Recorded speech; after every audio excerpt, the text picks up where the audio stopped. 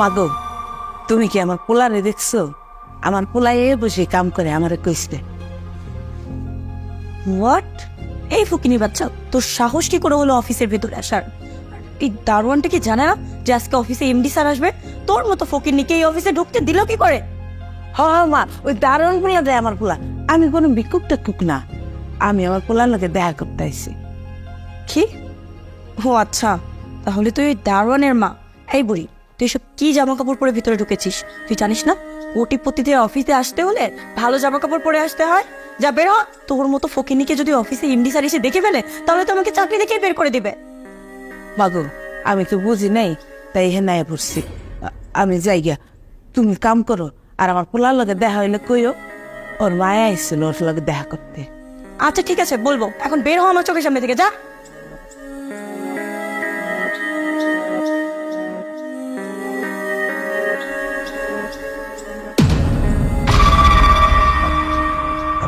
কি হবে ভাইসা, তোমার সমস্যাটা কি? তুমি আমার অফিসে সব ফকিন্নির বাচ্চাদেরকে কেন অনা করছো? গেল তো তুমি জানো না কিছুক্ষণের মধ্যে ফরেনাররা আমার সঙ্গে মিটিং আসবে। আরে তারা এসে যদি দেখে যে আমি আমার অফিসে এসব ফকিন্নির বাচ্চাদেরকে অ্যালাউ করছি, তাদের সামনে আমার মান সম্মান কোথায় থাকবে দেখো তো। সরি সরি স্যার, আসলে তো আর একটা কথাও বলবে না। আসলে আমারই ভুল হয়েছিল অফিসের দায়িত্ব তোমাকে দেওয়া।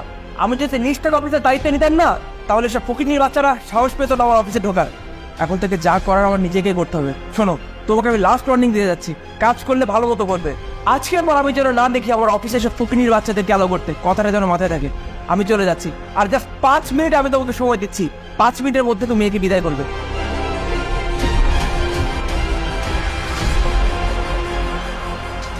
যেটার ভয় পেয়েছিলাম সেটাই হোক। এই বুড়িটার জন্য আজকে আমার এত কথা শুনতে হলো। একে তো আমি মজা দেখাচ্ছি। এই মাগো, তুমি আমার চুল ধরছো কেন? মা, আমার ব্যথা লাগতেছে। মা, আমার চাইলে দাও মা। তুই ব্যথা পাওয়ার জন্যই তো তোকে ধরেছি। যাবেন বেশ। মা, কি হয়েছে মা? বাবা, তুই তোর লোকে দেখা করতে আমি নাই। আর এই মায়েরা আমার ধাক্কা দিয়ে হালাই দিছে। ম্যাডাম, আপনি আমার মাকে ওকে ধাক্কা মেরে ফেলে দিচ্ছেন, আপনার সমস্যা কোথায়? এই, তোর এই ফকিনি মা আমাদের অফিসে কিভাবে ঢুকলো? এক্ষুনি তোর মাকে নিয়ে আমাদের অফিস থেকে বের হ। আর তোর চাকরিটাও নেই আজকে থেকে। যা, তোরা দুজন বের হ। দেখেন ম্যাডাম, আপনি আমাকে ফকিনি বলেন ঠিক আছে, কিন্তু আমার মাকে ফকিনি বলতে পারেন না আপনি। ফকিনির বাচ্চা, তোরা ফকিনি, তোদের ফকিনি বলা যাবে না? তাহলে কি তোর মাকে আমি ম্যাডাম ডাকবো? এই, এক্ষুনি বলতেছি তোরা দুজন আমার চোখের সামনে থেকে বের হয়ে যা, না হলে কিন্তু দুজনের এমন অবস্থা করবো না যে জীবনে বলতে পারবি না। যা, বের হ। কিরে, দাঁড়িয়ে আছিস কেন? কথা কানে যাচ্ছে না? চলো মা।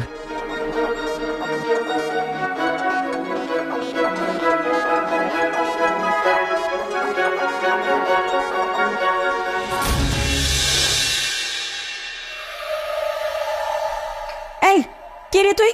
আমার অফিসে এসে আমারই চেয়ারে বসে থাকার সাহস কোথায় পেলি? বের হ, না হলে কিন্তু আমি এক্ষুনি এমডি স্যারকে নালিশ করবো তোর নামে।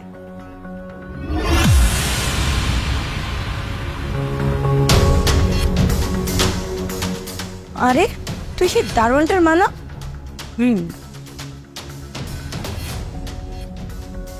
এই যে অহংকারী ম্যাডাম, হ্যাঁ উনি আমার মা। আর আমি এই অফিসের অতিথির দারোয়ান ছিলাম, আর এখন হচ্ছি এমডি। আসলে কি, আপনাদের এই অফিসটা আমার মায়ের অনেক পছন্দ হয়েছে, সেই কারণে আমি এটা কোটি টাকা দিয়ে কিনে নিয়েছি। এই, তুই আমার সাথে মজা করছিস তাই না? কিছুদিন আগেই তুই একটা ফকিন্নির বাচ্চা ছিলি। তোর মায়ের পছন্দ হয়েছে বলে তুই কোটি কোটি টাকা দিয়ে অফিস কিনে নিয়েছিস? তুই কোটি কোটি টাকা কোথায় পেলি? তুই তো সামান্য দারোয়ান ছিলি। এই চুপ, একদম চুপ। কাকে তুই তুগারি করছেন আপনি? হ্যাঁ, একজন অফিসের এমডি স্যারকে? হ্যাঁ, ওটা ধুর। আমিও না কাকে আপনি আপনি করে বলছি, তোকে তো তুই করে বলা উচিত, কারণ তুই এ ডিজার্ভ করিস। আর তুই জানতে চেয়েছিলি না যে আমার কাছে এত টাকা কিভাবে আসলো আর আমি এত টাকার মালিক কিভাবে হলাম? তাহলে শোন, তোরা যখন আমাকে অফিস থেকে বের করে দিয়েছিলি, তারপর আমি একটা বিজনেস স্টার্ট করি। আমার মায়ের দোয়ায়, আল্লাহর রহমতে সেই বিজনেসে আমি সফল হই। আর সেই বিজনেসের টাকা দিয়ে তোদের এই অফিসটা কোটি টাকা দিয়ে কিনে নিয়েছি। আর সেদিন ছিল তোর হাতে ক্ষমতা, তুই আমাকে অফিস থেকে বের করে দিয়েছিলি।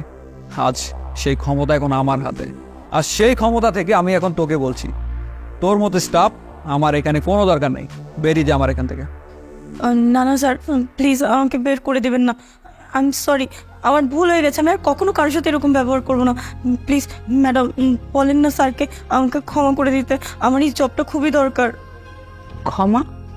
তাও আবার তোর মতো অহংকারী মেয়েকে? শোন, তোকে না আমার ছেলেও ক্ষমা করবে না, আর আমিও কখনো ক্ষমা করবো না। তুই এখন এই মুহূর্তে আমাদের অফিস থেকে বের হয়ে যা, যা। কি কথা কানা যাচ্ছে না? I say get out.